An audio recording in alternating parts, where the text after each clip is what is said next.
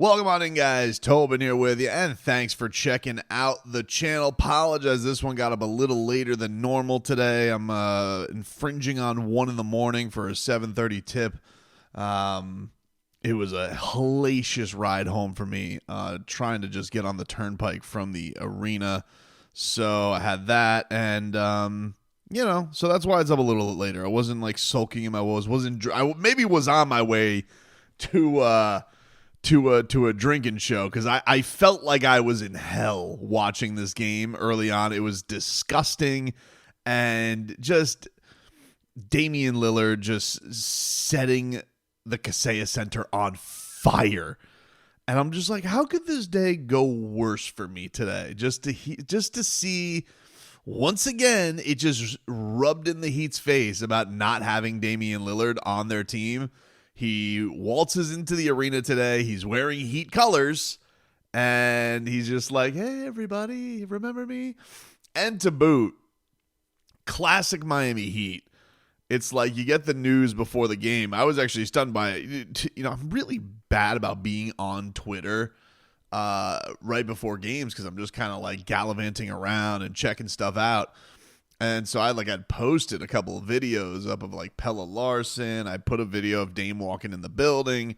Then I got into Doc Rivers' press conference, and they're like, "Oh yeah, Dame's been downgraded," and he wasn't even out at that point. He was questionable. And then as I'm editing some videos, I get the Shams notification that he is out. So you kind of feel like the Heat are going to get another break. They just got a game with no Luka, and so you're like, all right, you know what? Would have loved to see the big-time matchup, but the Heat, getting to jump in front of 500, no Giannis Antetokounmpo, you'll take it.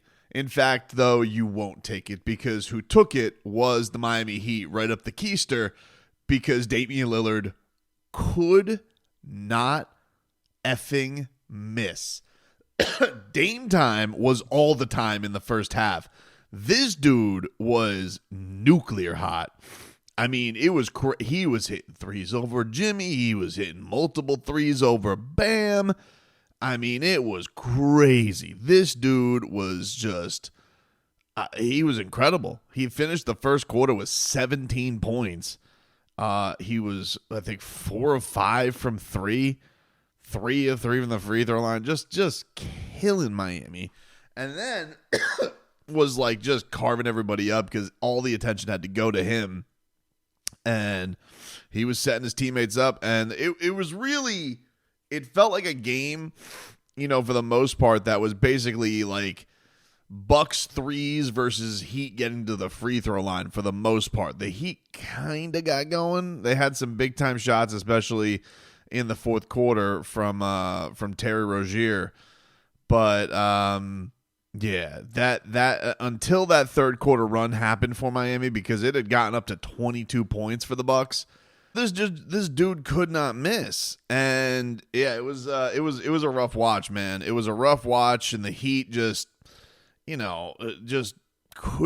threw anything they threw at him was just rough, and the Miami Heat couldn't hit any threes compared to them. I mean, Milwaukee was 13 of 21 from downtown. The Heat were 3 of 9 in the first half. So, storyline going in, Terry Rozier was not in the starting lineup. They went with the lineup what they've been going with, which is Duncan, Tyler, Bam, Jimmy, and Haywood Highsmith. Although Spo pretty quickly went to Pella Larson in this game, and for the second game in a row, Pella, off of this long stint of practices, has basically already been crowned by Eric Spoelstra as one of the guys he really trusts. Which you just see the way the guy plays, and it's understandable, because like they come out of the gate, and in the second half, the Miami Heat were just lackadaisical, man. And once again, they came out, and Dame hit a 3 over Jimmy. He drew a charge on Jimmy. He got AJ Green set up for a 3 ball. He hit a 3 over Bam. He got up to 31 points. That was his 8th 3-pointer of the night. And it really did feel like that was when they were up 22. And that was like, oh, this is sunk. And a little thing happened because Bam ends up fouling Dame. He's up to 3. He would end up getting into his 4th foul and a loose ball foul. So they'd end up having to bring in Kalel as well.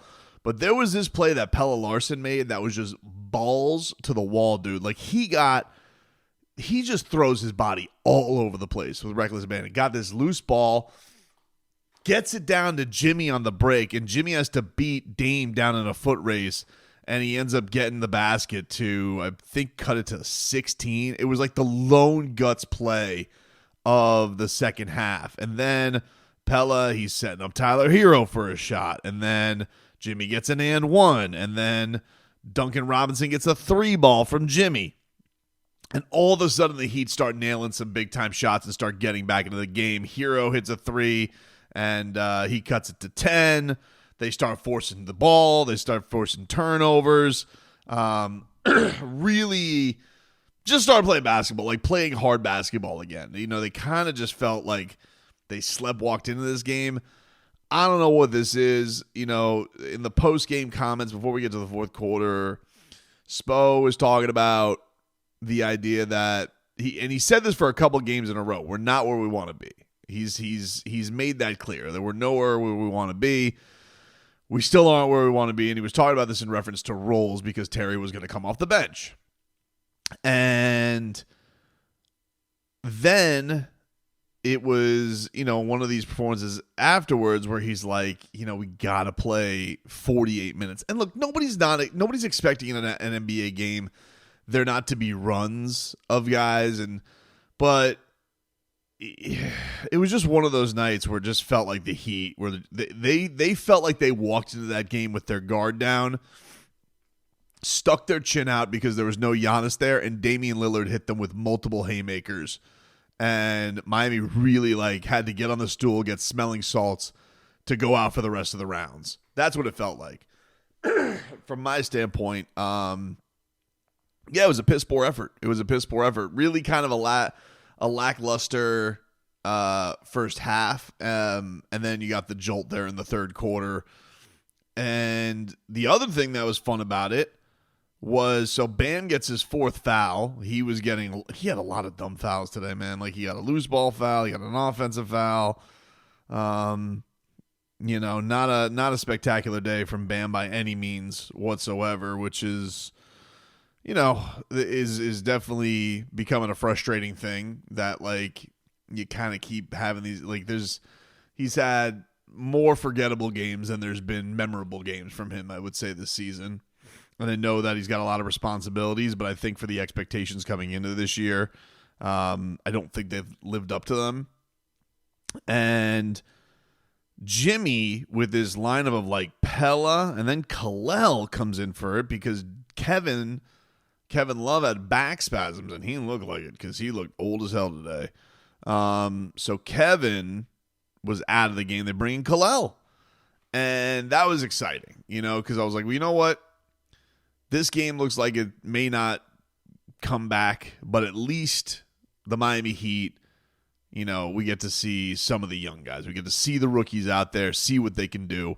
And so that was cool. But Kalel, who looked a little bit lost, deer in headlights early on, settled down, started making some plays, started making some things. He had this beautiful assist to Duncan Robinson. He found Duncan Robinson, you know, cutting to the rim. I was like, all right. And Pelle Larsson, dude, flying all over the place, putting in tip-ins. I just thought the rookies just brought an extra jolt of life to Miami. So they cut the lead to, it's 85-80 going into the fourth quarter. Miami Heat make a monster comeback. And it was really, really great to see. The other thing that was pretty cool is, and Spo, by the way, was fired up. After this, Spo gives Pelle Larsson the old smack on the tush as he goes back. You could tell he's smitten. He's smitten with Swedish Swish. Spo loves him some Pelle Larsson. I do not see this kid going anywhere.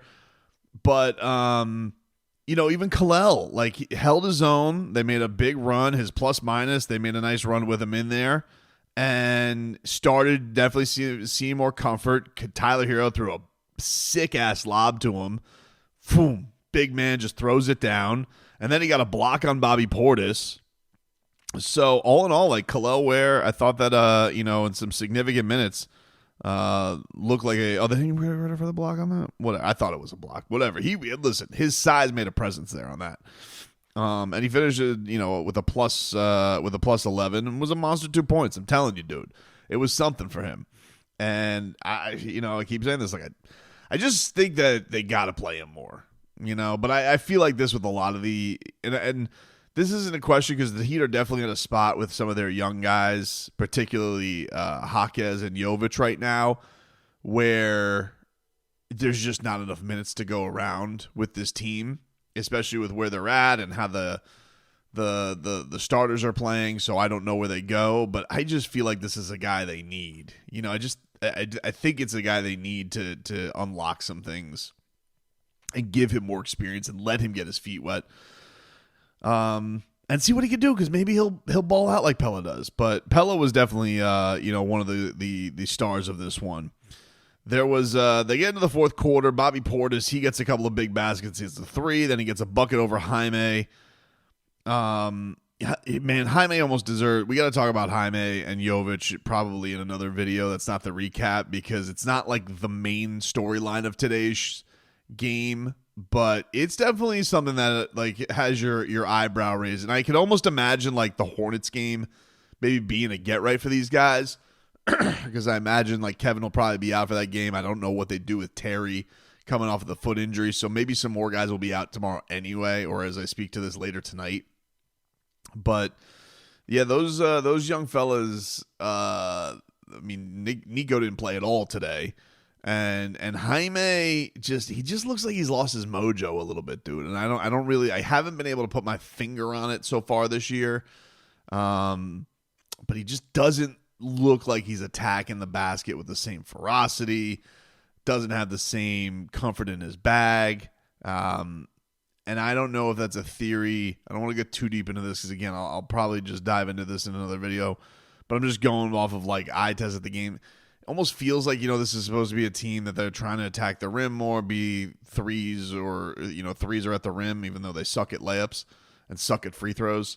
And Jaime's he's kind of a mid-range king. Like, that's what he works in the paint. He does a lot of that beautiful footwork stuff. He's a Kobe, DeRozan, D-Wade, Jimmy Butler guy. And maybe he feels like he can't be himself and he's kind of just like, when I watch him, like I love watching his footwork. He's just such a pure hooper. And I don't know. He just looks like he's lost his mojo a little bit. Maybe a little bit's the ankle injury. So, by the way, this was a cool thing. So, Spo calls timeout. The Heat are down 9. You're wondering, can they make one more rally here? And Game Ops goes to this adorable Heat fan, this adorable little girl. She's probably like 8, 9 years old, but she was. You guys, I don't know if you guys remember back in the day, '97. The Florida Marlins had Marlins Muscle Boy, and Marlins Muscle Boy, he would intimidate the bullpen by flexing, and the crowd would go crazy. Well, this girl, she had on like a sweatshirt, so it looked like she had muscles. But she had, but the blood red Heat culture shirt, and they put the camera on her, and it was so cute because she's got like the no teeth missing, but she's like, like flexing, and the crowd went nuts for her, and so like great Game Ops, they kept going back to her, and every time the camera went back to her, the crowd pop went and the building started rocking. So. Shout out to Little Heat Culture there. She did a great job. Your parents, they did a great job. They're raising, a good kid. They don't raise bandwagon little fans. I appreciate that. So shout out to your family there. They're doing a great job with you, and you almost brought it home for the team today. I really thought that was a big spark. So anyway, the Heat. They're still in this thing, and then the big spark here was Terry Rozier. Terry Rozier comes into this game, and mind you, this is a game where he was sent to the bench. They aren't starting him anymore, and to this point in the game, really hadn't made an impact. And he came in, he was so damn good. He was hitting his step backs. He was hitting stuff with confidence.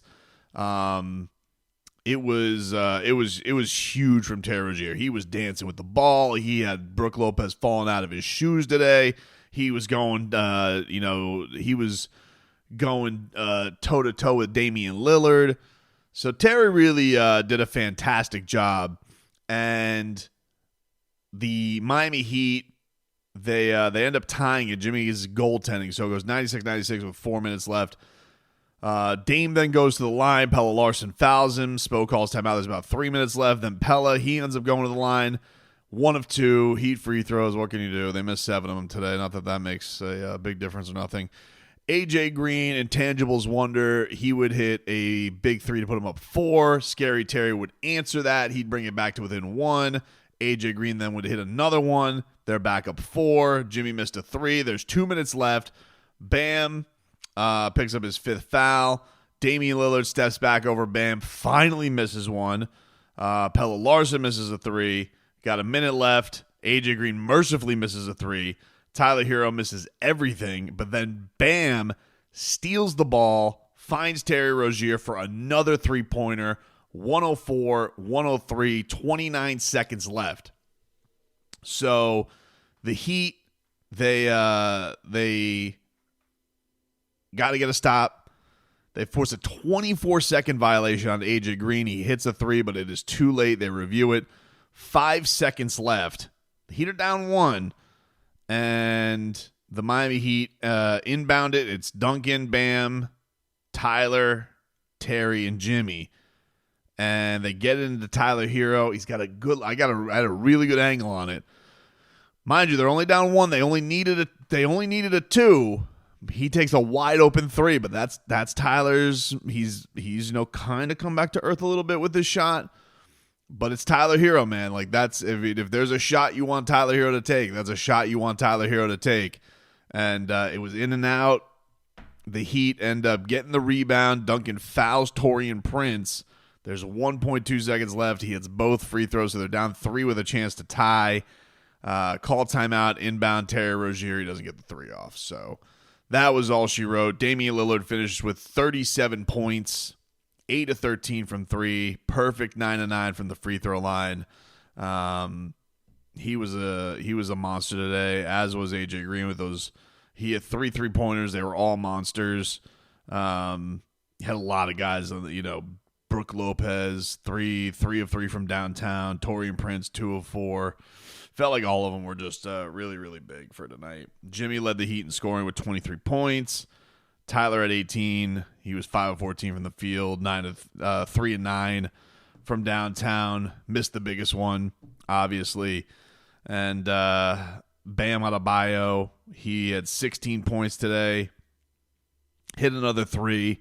Didn't really feel like there was any, there was a couple of big slams from Bam, but he was in foul trouble a lot too, so that kind of limited his minutes. So hopefully he can have a big bounce back in Charlotte. And then Terry just, Terry almost took it home. He finished with 17 points in 20 minutes. He got absolutely cooking today. So yeah, it was a couple of things to mention from the post game. Jimmy Butler, I think, had the most fascinating comments today because he probably said the least, but it was the most impactful. And he said this one hurts. I guess you could take something good out of everything. We know who we could be. We know who we want to be. We just got to go out there and do it for 48 minutes. Start the game off way, way, way better. We wouldn't have lost, man. This one hurt. What was better in the second half and maybe you guys didn't do as well? Our effort. Legitimately, that's it. We're flying around, making second, third, fourth, fifth efforts if needed to. And we didn't do that in the first half. What's it like to watch Dame, when a star gets off like that and gets going like that? What's it like to be part of that? And you guys seemingly threw everything and everyone at him. I don't think we threw everything at him. We didn't throw no effort. And we just let him go out there and just hoop. Get comfortable and do whatever he wanted to do, whether it was get to the cup, get to the free throw line. And then obviously hit the open three, a step back three. And then we started to, be more aggressive and start making them miss a little bit. And the game got closer. And I got to say for Jimmy, we always think of playoff Jimmy, and he puts on the cape and it changes his personnel, and this is a Heat team still searching for itself, and I just feel like when the losses hit and they hit for things like effort, there's a lot of frustration. They're still trying to figure out roles, and I think for him to say, yeah, this one hurt, I was like, whoa. Don't hear much of that from him after regular season games. And I asked him afterwards, because Spo keeps saying, we're not where we need to be. So I asked Jimmy, well, how far off do you guys feel like you are from the team that you can be? And he just said 2 words, very far. I was like, okay. Jimmy, Spo's mentioned a couple games. You guys aren't quite where you want to be yet. How far do you think you guys are from being where you need to be? Very far. Thanks. That was how his press scrum ended. So, do the Heat feel very far off? It doesn't feel like a team right now. It feels like a team that has a lot of nice pieces. It doesn't feel like a team that has a hierarchy. It doesn't feel like on a given night you can count on any one thing. They're still searching their rotation. They know their top 4 guys are their top 4 guys. All right, Terry in this X Factor 6-man role seemed like it had a pretty good debut tonight. Jaime looks a little lost right now. Nico's now out of the rotation again. Kevin Love's going to be a coin flip on health. And Spo's favorite player appears to be a second-round rookie who's awesome. He looks like another classic Miami Heat steal. But I don't know what they can rely upon every night. I think there's a lot of pieces that I like. I enjoy watching this team more than last year's team. There's been a lot of coin flip games, not even just there's between, I feel like, clutch games and coin flip games. There's been a lot of games, just thinking off the this game, the Kings game, obviously the Pistons game. Those are coin flip games for the Miami Heat. Definitely disappointing to lose a game to the Bucks. No Giannis. Come on. How do you squabble that opportunity? But yeah, I don't disagree with Jimmy. They feel far off. They feel very far off just because I don't, this it felt like, okay, Tyler was going nuclear, was looking like an all-star campaign, but I kind of knew that was, it's not that that's not real. It's just that's going to even out because nobody can keep up that pace of shooting. That pace of shooting was bananas. He's going to have another sway back where he's going to be unstoppable. I would definitely say Bam has been, to be fair, he's probably been one of the more underwhelming pieces because I think we came into this thinking, oh, the keys are going to go over to him. And yet, this is a Heat team that still feels very much like Jimmy Butler is the biggest needle mover. And if they don't get the goods from Jimmy Butler, I don't know what their chances are on a given night. And he was fine today. It wasn't as good as the last game, but it was a solid game. It wasn't you still got to the free throw line a ton. So you can't I don't think you can crush this game from Jimmy Butler. I think this was probably more of the way they started so lackluster. I loved a lot of how they played in the second half, but that first half was dog bleep. So they still got some things to figure out, man. They still got some things to figure out, and hard to disagree with Jimmy Butler at this point.